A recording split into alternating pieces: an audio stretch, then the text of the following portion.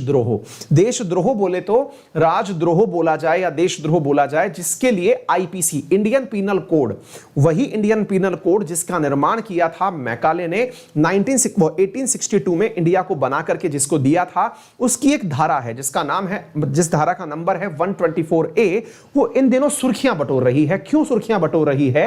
क्योंकि supreme court ने केंद्र सरकार से जवाब मांगा है। क्या जवाब मांगा है? कि 2 हफ्ते के अंदर आप ये हमें बताएं कि हम आईपीसी की इस धारा को क्यों ना हटाएं, यानी कि राजद्रोह की इस धारा को हम क्यों ना हटाएं। और इस बात के लिए सुप्रीम कोर्ट 27 जुलाई से सुनवाई करने जा रहा है कि आईपीसी की धारा 124A, जिसे हम राजद्रोह और देशद्रोह के अंदर काउंट करते हैं, उसे क्यों ना रद्द कर दिया जाए। इसके पीछे सुप्रीम कोर्ट ने तर्क दिए हैं कि जितने भी केसेस दर्ज किए गए उनमें से मतलब फ्रैक्शंस ऑफ परसेंटेज में ही लोग अपने दोष सिद्ध कर पाए हैं, यानी जिन्हें गिरफ्तार किया गया वो दोषी सिद्ध ही नहीं हो पाए। और ये जो कानून है ये ब्रिटिश काल का कानून है। उन ब्रिटिशर्स ने जिन्होंने इस कानून को बनाया था, ये कानून 1870 में आया था, और 1870 में जब ये कानून आया था तो 1870 के इस कानून को आज की डेट में अगर हम बताएं तो साथियों, जेम्स स्टीफन नामक एक व्यक्ति था जो इस कानून को बनाया था अंग्रेजों के समय पर 1870 में, और भारत के अंदर बढ़ रहे राष्ट्रवाद को दबाने के लिए यह कानून लाया गया था। जिस देश ने बनाया, ब्रिटेन, वो देश खुद इसको 2009 में हटा चुका है। तो वो देश जो खुद इसको 2009 में हटा चुका है, अंग्रेजों ने भारत पर राज करने के लिए, राष्ट्रवादियों को उनकी बात कहने से रोकने के लिए, ब्रिटिशर्स के खिलाफ बोली जा रही बातों को रोकने के लिए जिस कानून का निर्माण किया, उस कानून को हम क्यों ना हटा दें। क्या हम आज भी औपनिवेशिक काल में जी रहे हैं? क्या आज भी हम गुलामी के काल में जी रहे हैं? और क्या सरकार की निंदा करना गलत है? क्या मुख्यमंत्री और तो जो प्रधानमंत्री हैं उनकी नीतियों का विरोध नहीं किया जा सकता? इन तमाम बातों के ऊपर सुप्रीम कोर्ट बहस करने जा रहा है 27 जुलाई से। और साथियों, यह बहुत जबरदस्त बात होने वाली है, क्योंकि 2 पत्रकार हैं जो कि इसी राजद्रोह के कारण गिरफ्तार थे। उन पत्रकारों के नाम मैं आपको बताना चाहूंगा साथियों। एक का नाम है 41 वर्षीय वांग खेमा और 53 वर्षीय हैं कन्हैया। ये 2 पत्रकार हैं। ये दोनों पत्रकार 124A के तहत राजद्रोह के केस में जेल में रह चुके हैं, और इन्होंने सुप्रीम कोर्ट में अपने द्वारा वाद दायर किया और कहा कि सर 124A की वैधानिकता जांची जाए कि क्या वाकई में इस कानून के तहत गिरफ्तार किया जाना सही है। आपको मैं एक बात बता दूं कि रिसेंटली आपको मैंने कुछ दिन पहले ही विनोद दुआ वाला केस भी पढ़ाया था। विनोद दुआ को भी इसी राजद्रोह के चलते गिरफ्तार किया गया था, लेकिन बाद में उन्हें रिहा कर दिया गया, यानी राजद्रोह का केस लगाया गया था उनके ऊपर। गिरफ्तारी शायद हुई थी या नहीं हुई थी, I am not very much sure, लेकिन उनके ऊपर केस लगाया गया था और उस केस को बाद में बेबुनियाद पाया गया।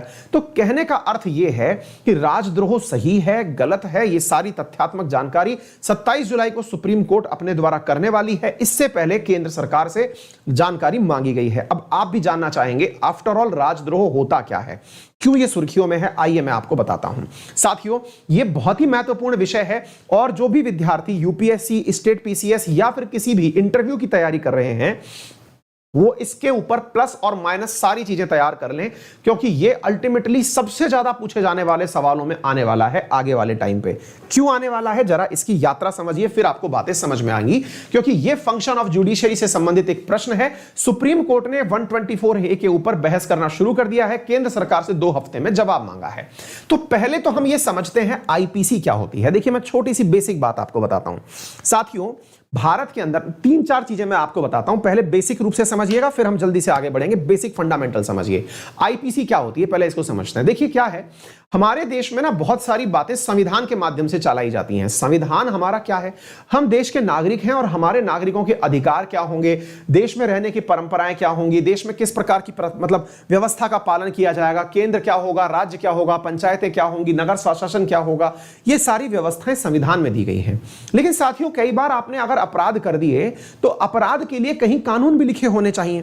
तो अपराध के लिए जो कानून लिखे गए, ये अंग्रेजों के समय पर 1862 में Indian penal code by Lord Macaulay, वो कानून लिखे गए थे। तो आईपीसी लॉर्ड मैकाले के समय पर लिखी गई एक दंड संहिता थी। इंडियन पीनल कोड मतलब भारतीय दंड संहिता, जिसका मतलब यह हुआ कि अगर आपने कोई अपराध किया तो उस अपराध के केस में आपको किस आधार पर सजा दी जाए, इसके लिए भारत में आईपीसी का प्रावधान किया गया था। तो पहले तो हमको यह सवाल समझना चाहिए कि आईपीसी आफ्टर ऑल है क्या।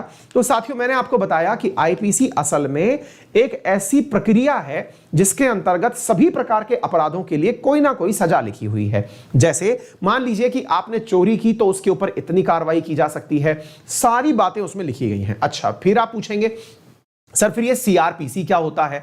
तो साथियों, ये है क्रिमिनल प्रोसीजर कोड। अब इसका मतलब क्या होता है? यदि किसी व्यक्ति को सजा दी जानी है, ये तो समझ में आ गया, लेकिन सजा से पहले उसकी कौन सी प्रक्रिया फॉलो की जाएगी कि मजिस्ट्रेट तक उसको ले जाना है तो कितने पुलिस के अधिकर्मचारी जाएंगे उसको ले जाने के लिए, मजिस्ट्रेट तक पहुंचाने के लिए क्या करना होगा, किसी व्यक्ति को गिरफ्तार करना है, महिला की गिरफ्तारी में एक महिला कर्मचारी की जरूरत पड़ेगी, दैट इज सीआरपीसी। तो सीआरपीसी तो क्या है?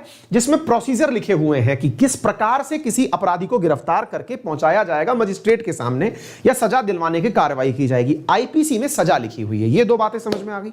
अच्छा, इसी आईपीसी में एक धारा है जिसका नाम है 124 ए। उस 124 ए में लिखा हुआ है कि यदि कोई व्यक्ति सरकार के खिलाफ कुछ बोलता है तो ऐसी, अब देखिए मैं इस शब्द को भी बहुत सही से बोलना चाहूंगा क्योंकि अल्टीमेटली यहां शब्दों की ही लड़ाई है, तो जरा इसको समझें पहले आप। इसमें 4 बातें लिखी हुई है, जरा आप पढ़ें। किसी व्यक्ति के ऊपर राजद्रोह कब लगेगा, तो इसके बारे में 4 तरीके बताए गए हैं। नंबर 1 क्या बताया गया है? आपके द्वारा बोले गए शब्द, लिखे गए शब्द, संकेत, कार्टून, पोस्टर या किसी तरह की प्रस्तुति, ऐसे सभी चीजें जो देश में अशांति पैदा कर सकती हूं, देश में असंतोष पैदा कर सकती हूं, देश में दंगे भड़का सकती हूं, ऐसी चीजों को किसमें रखा जाता है? ऐसी चीजों के आधार पर जो सजा दी जाती है वो आईपीसी की धारा 124 ए के तहत दी जाती है। 4 स्रोत हैं, जरा सुन लीजिएगा। कौन कौन से हैं? आपने कुछ ऐसा बोला जिससे देश में अशांति फैल जाए। जैसे आपने बहुत बार देखा होगा, बहुत सारे राजनेता होते हैं जो सांप्रदायिक बयान दे देते हैं, तो उनके ऊपर यह धारा लगाई जा सकती है जिनकी वजह से अशांति फैल सके। नंबर 1। दूसरा, लिखे गए शब्द। आपने कोई ऐसा आर्टिकल लिख दिया जो कि विवादित है, आपकी बातों से ऐसा प्रतीत होता है कि देश में आपकी वजह से असंतोष पैदा हो सकता है। तीसरा, आपने कोई कार्टून बना दिया ऐसा। आपने बहुत बार देखा होगा कि कार्टूनिस्ट जो होते हैं वो सरकाजम करते हैं। सरकाजम का मतलब होता है व्यंग करते हैं। व्यंग कभी भी अच्छे नहीं होते, सकारात्मक नहीं होते, है ना। मतलब होते हैं, दोनों प्रकार के होते हैं, लेकिन सामान्यतया सरकार की नीतियों की, सरकार की कमियों को उजागर करने के लिए बनाया जाता है। जैसे आपको याद होगा, चाइना ने G7 और इंडिया का एक कार्टून बनाया था, आपको याद हो तो वो बहुत ज्यादा, मैंने उसके ऊपर एक न्यूज भी कवर की हुई है, बहुत ही विवादित कार्टून बनाया था। ठीक है। अच्छा, तीसरी चीज क्या है? कोई पोस्टर आपने ऐसा बना दिया, जैसे आप बहुत बार देखते हैं किसी का कोई पोस्टर बना दिया, उसमें किसी के मतलब पुरुष है तो उसको महिला के परिधान पहना दिए, महिला है तो उसको पुरुष के परिधान पहना दिए, इस टाइप से। और किसी तरह से प्रस्तुति का मतलब क्या हुआ? आप इस प्रकार का कोई मतलब इस प्रकार का कोई काम कर रहे हैं जिससे भावनाएं आहत हो सकती हैं आपके कारण से। कोई मूवी आपने ऐसी बना दी या फिर कोई आपने कैरेक्टर ऐसा प्ले कर दिया जिसकी वजह से दिक्कत हो सकती है, तो उनको इन चीजों में रखा जाता है। ये अंग्रेजों के समय की बात है। अंग्रेजों ने ये सब बातें इसलिए लिखी थी क्योंकि 1857 की क्रांति के बाद देश में एक राष्ट्र भाव पैदा हो चुका था, और उस स्थिति में 1870 में अंग्रेजों को यह समझ में आ गया था कि यदि इन्हें नहीं रोका गया, भारत के अंदर लोगों को नहीं रोका गया, तो जरूर यह संभव है कि ये हमारे खिलाफ इस प्रकार की गतिविधियां चला देंगे कि हमें देश छोड़ के जाना पड़ेगा।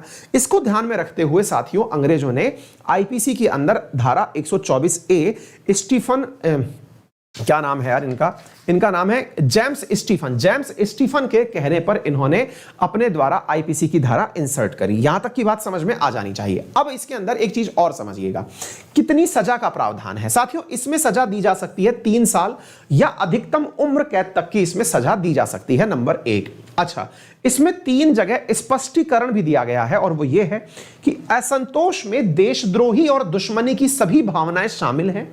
तीसरा स्पष्टीकरण कहता है कि कोई भी व्यक्ति सरकार के फैसलों या उपायों पर टिप्पणी कर सकता है, पर उसमें उसका अपमान या नफरत नहीं होनी चाहिए। देखिए, अब मैं आपको थोड़ा सा यहां पर बताना चाहूंगा, और यह बहुत अच्छा एक्सप्लेनेशन है, इसे समझने का प्रयास करिए। मान लीजिए कि आपने कहा कि सरकार तो अच्छी है पर वैक्सीन पॉलिसी खराब है। दोबारा सुनिएगा और इस बात को समझने का प्रयास करिएगा, भारत में अभी देशद्रोह कैसे चल रहा है इसे समझिएगा। आपने क्या कहा? सरकार तो अच्छी है लेकिन वैक्सीन पॉलिसी खराब है, पॉइंट नंबर 1।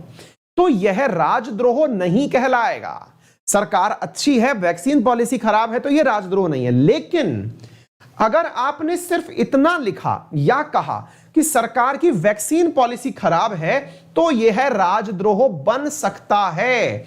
ये हालिया उदाहरण तो इसी प्रकार से निकाले जा रहे हैं। मतलब समझिए, आपने अपने द्वारा कोई ऐसा कार्य किया जिससे धार्मिक भावना नहीं, जनमानस का भाव प्रभावित हो गया।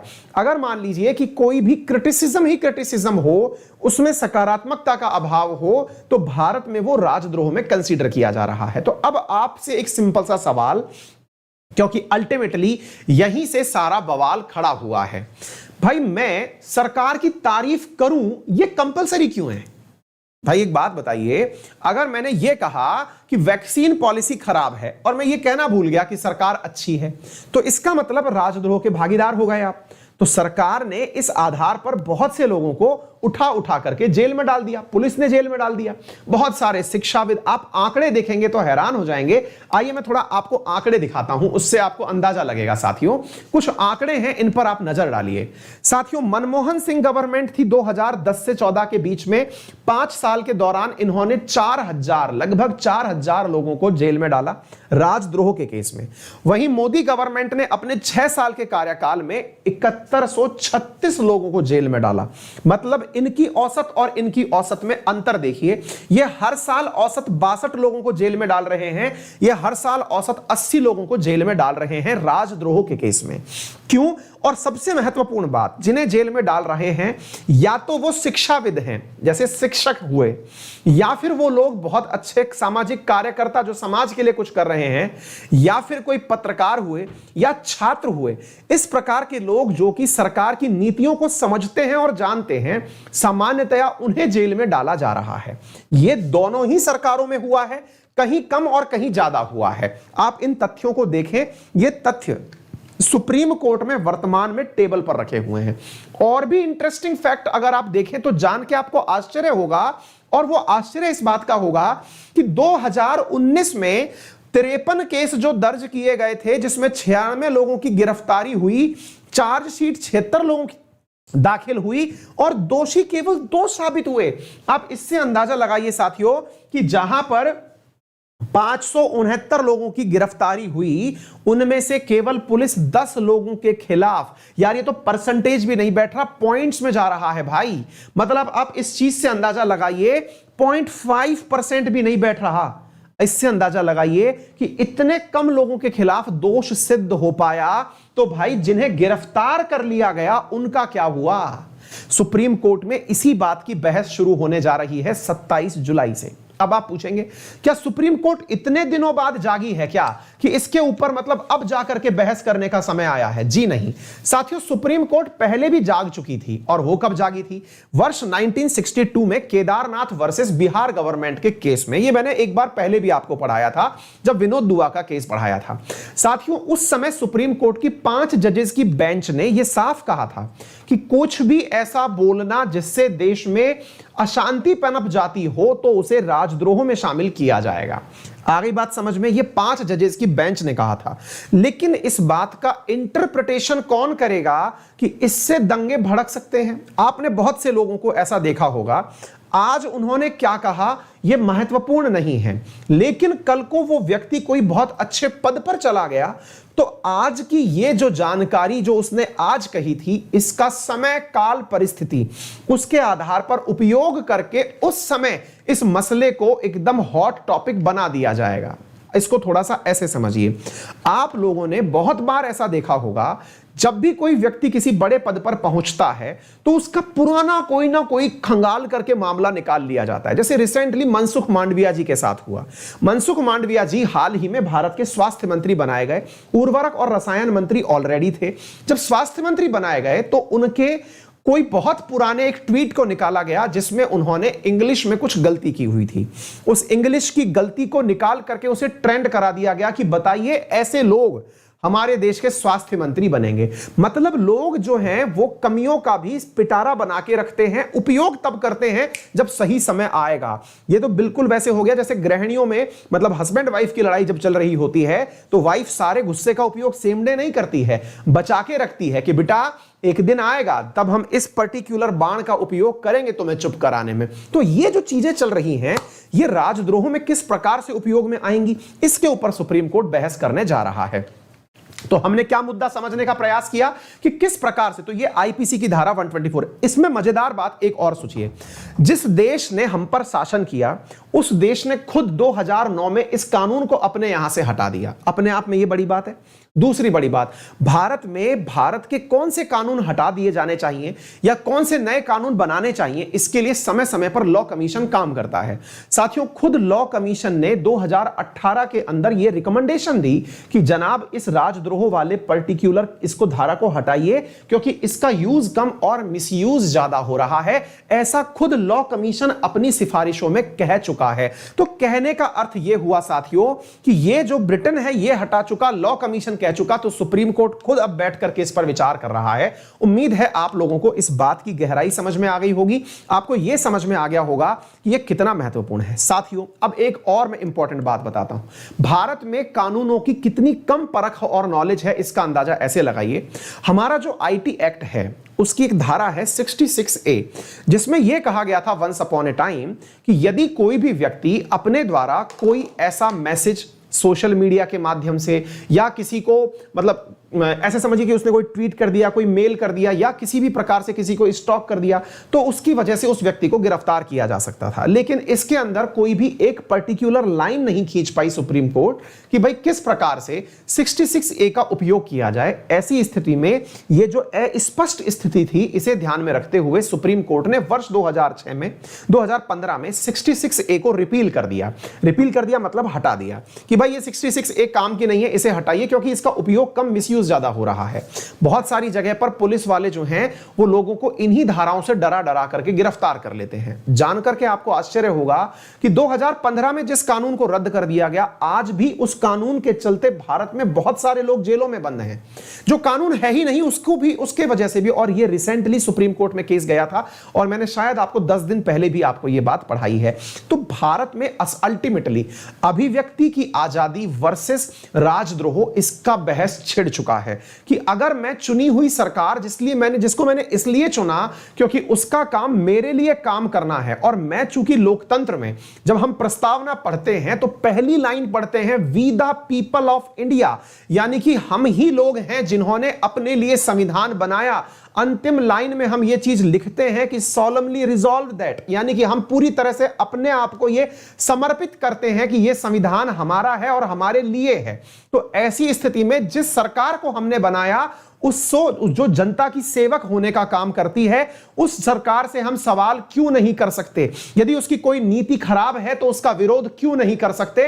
और अगर सवाल करना और विरोध करना राजद्रोह है तो फिर लोकतंत्र का क्या अर्थ है? क्योंकि लोकतंत्र में अभिव्यक्ति की आजादी और सरकार से सवाल पूछना, यही लोकतंत्र की सबसे बड़ी ताकतों में से एक है। यदि हम चुनी हुई सरकार से यह ना पूछ सके कि आपने यह निर्णय क्यों लिया, और यदि सरकार जो हमने चुन करके हमारे ऊपर बिठाई है वो हमें ही बने हुए कानून से डरा रही है, तो फिर यह कैसा राजतंत्र है, यह कैसा लोकतंत्र है? इस बात को लेकर के विभिन्न क्षेत्रों में एक जबरदस्त बहस चल रही है और इसके चलते हुए सुप्रीम कोर्ट फिर से इसके ऊपर एक बड़ी बेंच बिठा रही है और 27 तारीख जुलाई से इसके ऊपर बहस शुरू होगी।